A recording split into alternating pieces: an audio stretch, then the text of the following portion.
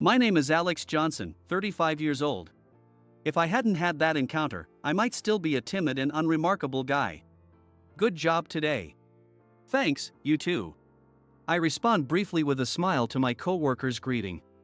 Though it's been a while since I was last at the headquarters, the renovated interior makes it feel like a completely different company, leaving me feeling a bit uneasy. I'm an ordinary-looking office worker, but perhaps because I grew up in a rural area, I'm a bit excited about living in the city for the first time in years. As I walk through the floor, I suddenly notice a painting hanging in the hallway. It's a picture of a lush, green countryside. The simple painting brings back memories of my bittersweet teenage years. Yes, I think it's no exaggeration to say that back then, I experienced the love of a lifetime. It was 18 years ago, a day I will never forget. In my junior year of high school, I was seated next to a beautiful girl with striking bobbed hair and almond-shaped eyes. Her intelligent profile, long slender limbs, and flawlessly smooth white skin. Her name was Olivia. She was somewhat of a celebrity at our school. She transferred in during the winter of our sophomore year and topped the class in the very next finals. Transferring in during such a time was rare enough, but her immediate academic success at our competitive high school caused quite a stir. And with her refined beauty, even senior students would come to our classroom just to see her. Not only did our classmates try to make their moves on her, there were also rumors that even popular upperclassmen confessed. The captain of the soccer team, the ace of the judo team, the vice captain of the tennis team, the prince of the basketball team, the top scorer of the volleyball team, the list of those who confessed to her and were turned down was endless. There were so many who got rejected that new rumors started circulating. People said she was engaged to a wealthy heir or dating a handsome college student from a prestigious university or involved with an elite from a certain medical school. Even upperclassmen were gossiping about her. But Olivia didn't seem to care about any of it. She didn't engage with the students watching her from afar and, more obviously, she didn't make friends. Always engrossed in a paperback book with a cover. She would stare intently at her book and turn the pages with her delicate fingers. She was seen as an unapproachable type. Needless to say, even though we were sitting next to each other, we had never had a single conversation. So I never imagined that we would grow closer in such a way. It was a sweltering afternoon just before the summer vacation, with the sun blazing down. Most of the students had already gone home after the closing ceremony. In the early afternoon, I was running down the hallway, out of breath. I had left all the handouts for summer assignments in the classroom. Forgetting to wipe the sweat running down my face, I yanked the classroom door open, and what I saw made me stop in my tracks. There was Olivia, slumped over her desk, asleep. Next to her was a paperback book. She must have fallen asleep while reading. As I got closer, I could see a faint sheen of sweat on her forehead. It was a scorching afternoon. If she got heatstroke, it would be terrible. I was honestly hesitant to speak to her, as we had hardly ever talked. That adolescent sense of embarrassment. But this wasn't the time for that.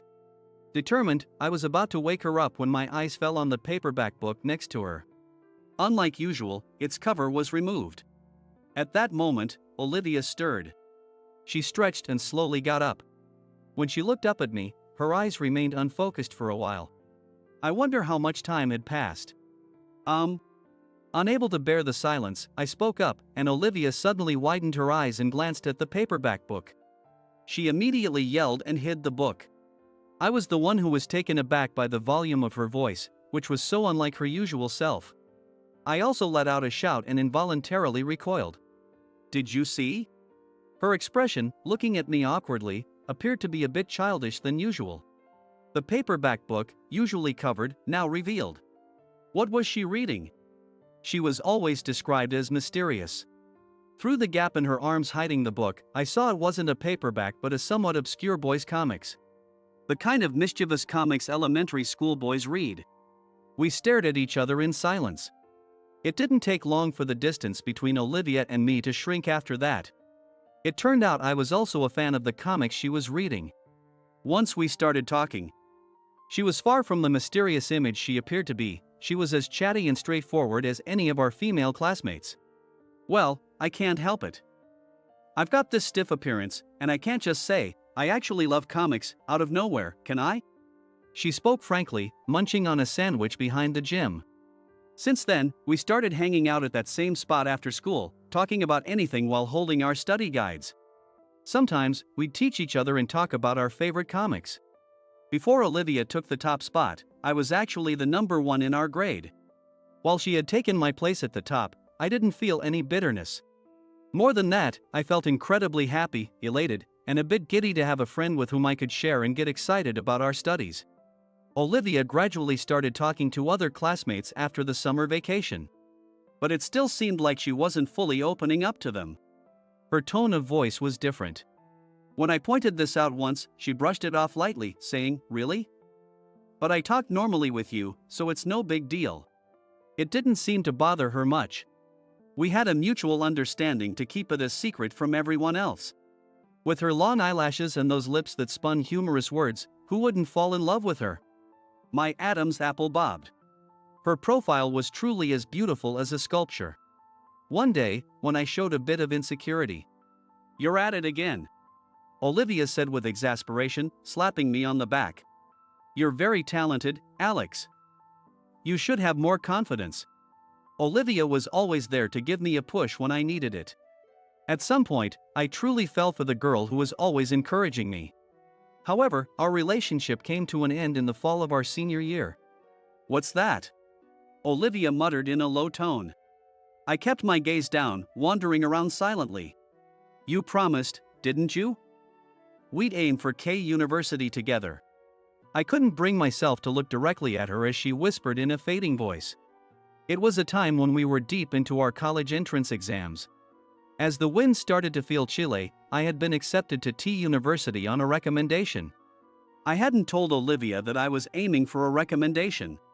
We had promised each other about half a year ago to aim for K University together. T University is a great school, but... Olivia paused. When I cautiously glanced up, our eyes met as she was staring at me intently. "With your ability, you could have definitely aimed for K University, right?" Her gaze was unwavering. Unable to withstand it, I looked down again. "I'm sorry." Yes, I had run away from the college entrance exam competition. We both aimed for the business school at K University. Among the private universities known for their difficulty, K University's business school was particularly popular, with intense competition. Our mock exam scores both placed us at C rank. It was hard to say we would get in easily. Still, Olivia would undoubtedly continue to aim for K University. With her relentless drive and strong will, she would surely succeed in the exams. But I was scared. I kept imagining a scenario where only Olivia got in. I couldn't picture myself passing the exam for K University, and I started losing focus while studying. I started to fear I wouldn't get accepted anywhere. That's when I grabbed the chance for a recommendation from T University. If I got greedy, I might end up not getting accepted anywhere. Failing K University, and then regret not choosing the recommendation from T University would have been too late. Not getting accepted anywhere would be hell. So, when I was accepted, I felt an immense sense of relief. "Are you really okay with that?" Olivia muttered quietly. I remained silent for a while, then slowly nodded. "I see. The reason I chose T University was because I wasn't confident about getting into K University. That was a big factor, but even if I did get in, with my current academic level, I would barely keep up with the classes. I could only envision myself getting exhausted from the relentless studying every day. I couldn't see my future at K University. I deeply regretted making an easy promise to aim for K University with Olivia. But I couldn't bring myself to say it to Olivia, who was steadily moving toward her goal. After silently looking at me for a while, Olivia finally said, "Congratulations, Alex," and smiled. That was her answer. Olivia quietly walked past me as I stood there in shock. Left alone, I felt crushed by the sense of defeat that had surfaced alongside my relief when I got the recommendation. Since that day, I never went back to our spot behind the gym. As expected, Olivia got into K University, and I went to T University. We both secured admission to prestigious universities and were congratulated by those around us, but we never exchanged smiles. We didn't keep in touch after that, and neither of us attended reunions, so I had no idea what Olivia was doing. 5 years after that farewell. At 23, I ran into Olivia by chance in the city. I was working for a company, and Olivia was working for another. We started meeting again, drawn to each other. We were probably just young back then. Now, I think I can understand your feelings and choices a little better, Alex. Olivia, now a bit more mature, said this with a smile. I didn't know what had happened. Olivia didn't want to talk about it, and I didn't push her. But Olivia often had a weary expression. Something must have changed her perspective. But Olivia never talked about it. Naturally, I didn't share anything about the 5 years after we parted ways. Not long after, we got married. However, less than a year later, I was assigned a new post overseas. Olivia didn't want to quit her job at the time, so she couldn't move with me, but she also didn't want to be in a long-distance relationship. So, within just a year of marriage, we faced our separation for the second time. I don't know where Olivia is or what she's doing now. But knowing Olivia, I'm sure she's still pushing forward and doing her best. Drawn in by a painting, I found myself uncharacteristically sentimental. My thoughts were brought back to reality by cheerful laughter coming from ahead. Shaking my head lightly, I looked up to see a man walking with exaggerated gestures, followed by a woman smiling slightly. As they passed by, the man's arm, gesturing grandly, bumped into my shoulder. Watch where you're going. It wasn't me who said that, it was him. Even though he was the one who bumped into me. Oh, sorry. I apologized reflexively. The woman behind him looked at me with a tense expression.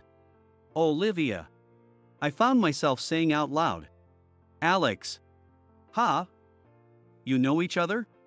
The man looked at us, surprised. Why are you here? Ignoring the man, I spoke to Olivia. I got a new job 6 months ago. Olivia squinted nostalgically. Oh, an old classmate, huh? What a coincidence.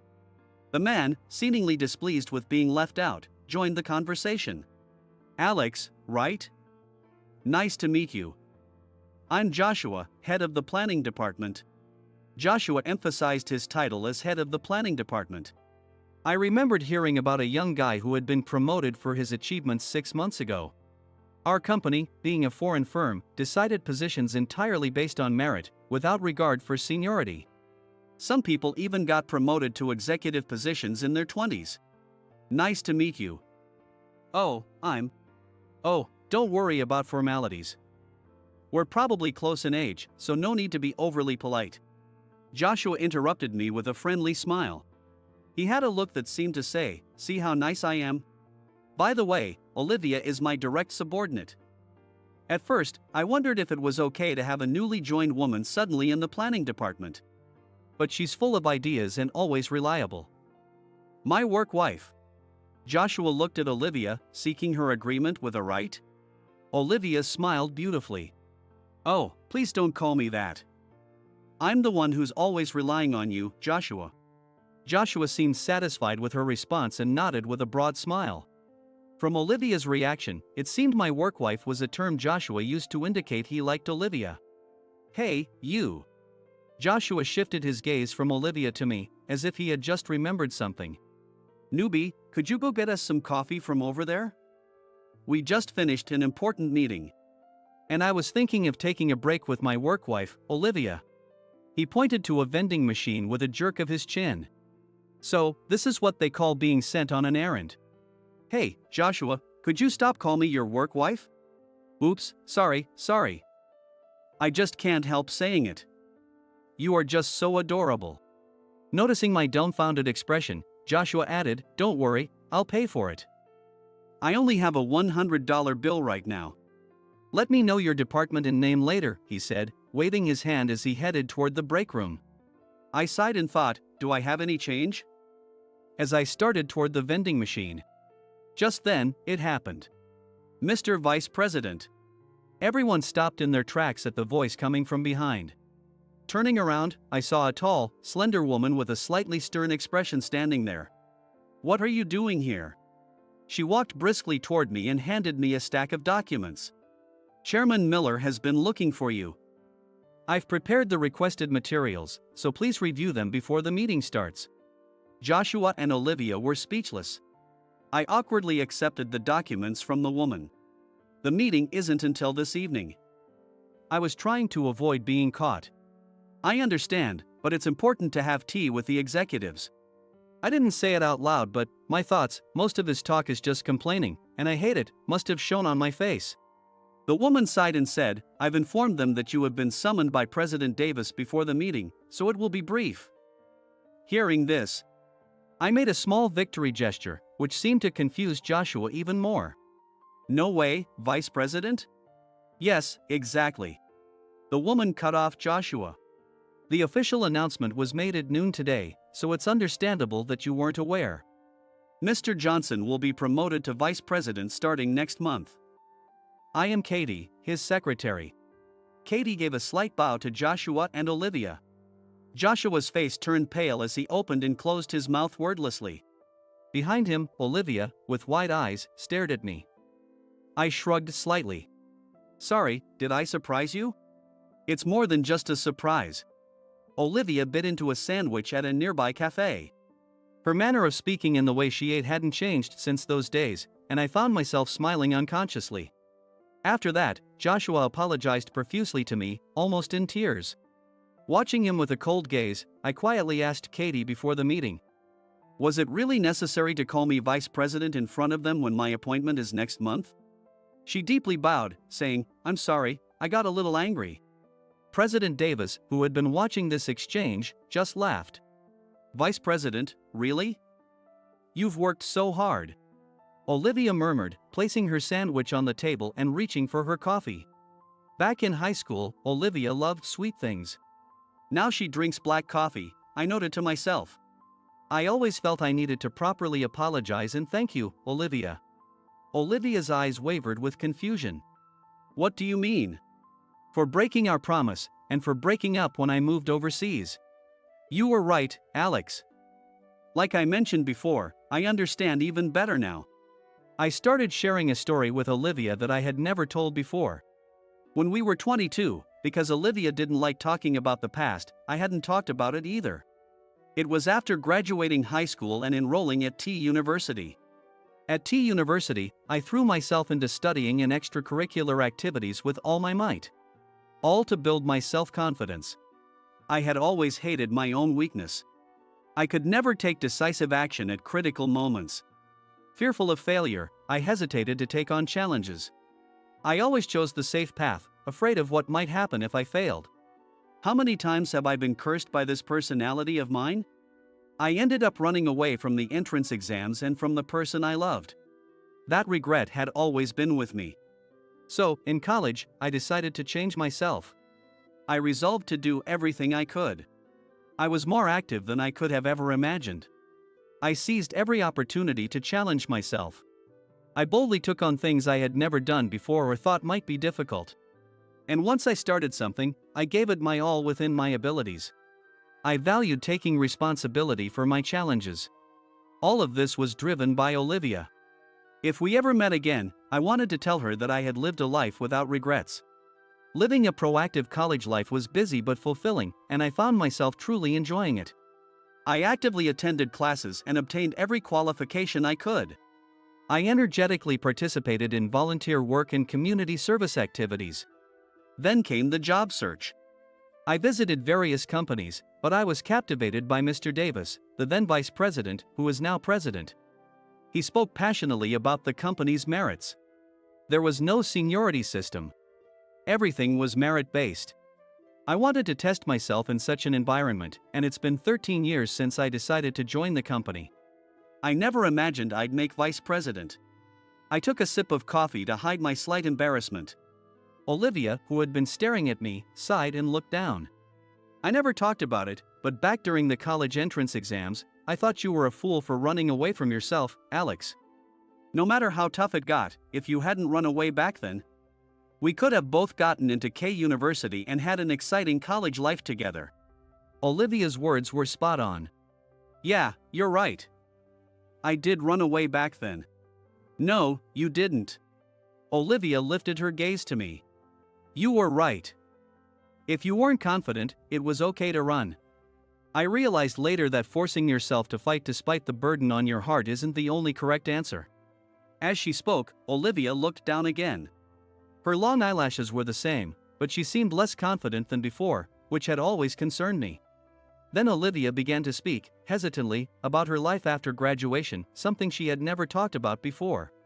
She entered K University, meeting everyone's expectations. She aimed to have the best college life after enrolling. But K University was tough. She found herself surrounded by extremely smart people and felt an insurmountable wall, no matter how hard she studied. Keeping up with the classes was all she could manage. She couldn't understand the material, and assignments took her 10 times longer than others, yielding poor grades. Despite her efforts, her grades didn't improve. Worse yet, she was outperformed by people who treated their studies half-heartedly. Olivia's motivation had always been to work hard and achieve good grades to get results. The harder she worked, the better the results would be. She loved the moments when she could see the results of her efforts and praise herself. She enjoyed feeling that all her hard work had paid off. But gradually, her efforts stopped leading to results. No matter how hard she tried, she couldn't get good results. She kept getting overtaken by her peers. If it was this hard in the first year, she feared she would fall behind even more in the increasingly specialized second and third years. She was overwhelmed by a vague sense of fear every day. Even if she dedicated all her time to studying, sacrificing socializing, meals with friends, and extracurricular activities, her results barely scraped by. The classes were fast-paced, and she couldn't keep up. Just taking notes from the board took all her effort, and when she reviewed them at home, it took hours to understand what she had written. Olivia, always studying and not socializing, had no one she could call a friend, no one to casually ask for help. Her classmates effortlessly understood the lessons and enjoyed their free time. She couldn't bring herself to ask them for help, fearing they would mock her. She couldn't admit to anyone that despite studying constantly, she could barely keep up with the class. She couldn't ask the teachers directly. She had no friends. She couldn't talk to her parents about it either. Her parents, who had always seen her as an exemplary student, would be saddened to hear she was struggling so much in college. They might be disappointed in her. Olivia, feeling desperate, strained herself until she couldn't attend university anymore. It took me a year to recover, both mentally and physically.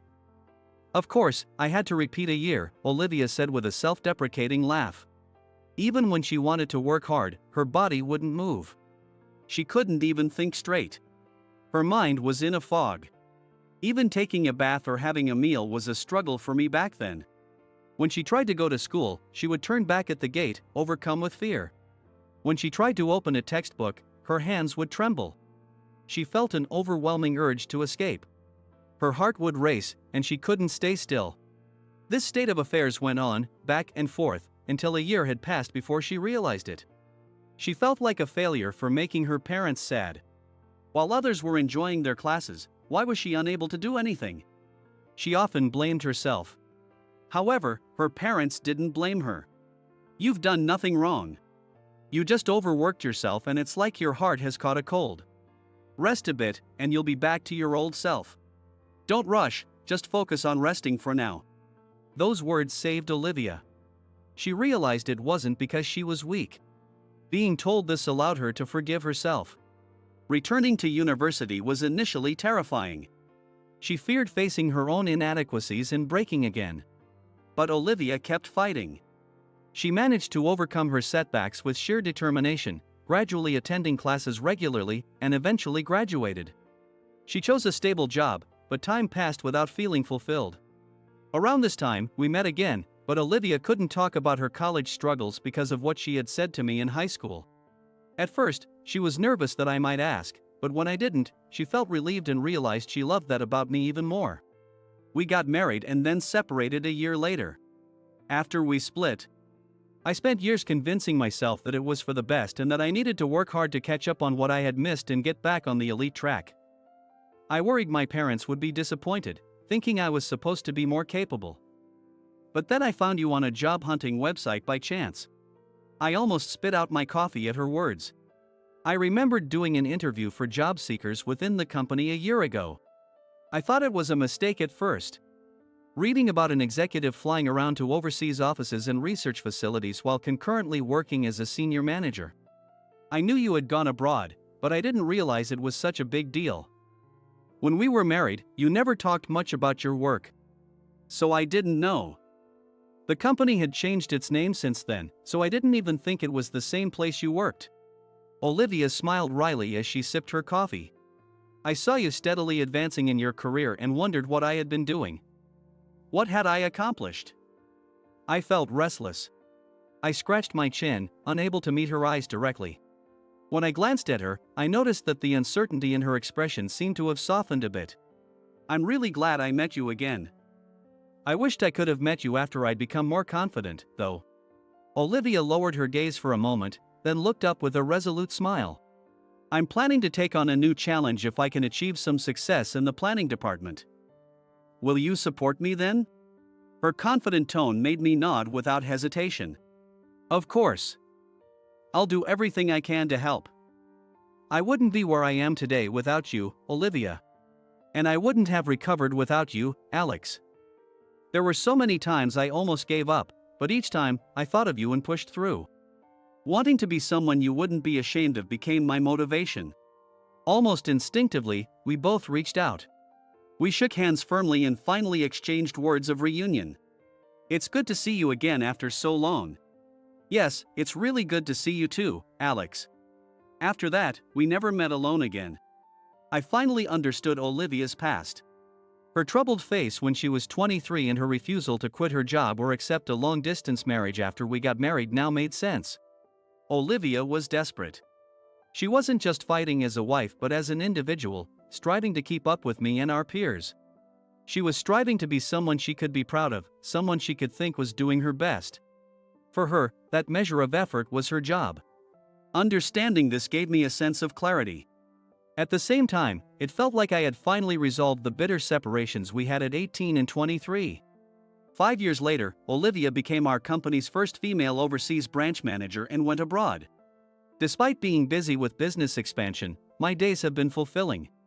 3 years ago, I married Katie, whom I had been secretly dating since joining the company, and we had our first child a year ago. I was a bit late to become a father, but I'm giving my all. I participated in relay races and parent-child competitions at school events. Though nothing reignited between Olivia and me, we now motivate each other as old friends. Having experience in an overseas branch, I have online meetings with Olivia several times a month. Seeing her grow more confident and formidable inspires me and boosts my motivation. My wife supports and watches over this warmly. Running away and facing challenges without fear. Both are important and both are correct. Being honest with your feelings and facing them truthfully. Doing the best you can at that moment. That will surely guide your life in a good direction. If you're too hard on yourself, it's easy to break down. So, value yourself and those around you. I've learned that it's important to continue on your own path. Cherishing your heart and decide how to color your life. Sometimes I will make mistakes. But without fearing them, I will keep looking ahead and moving forward.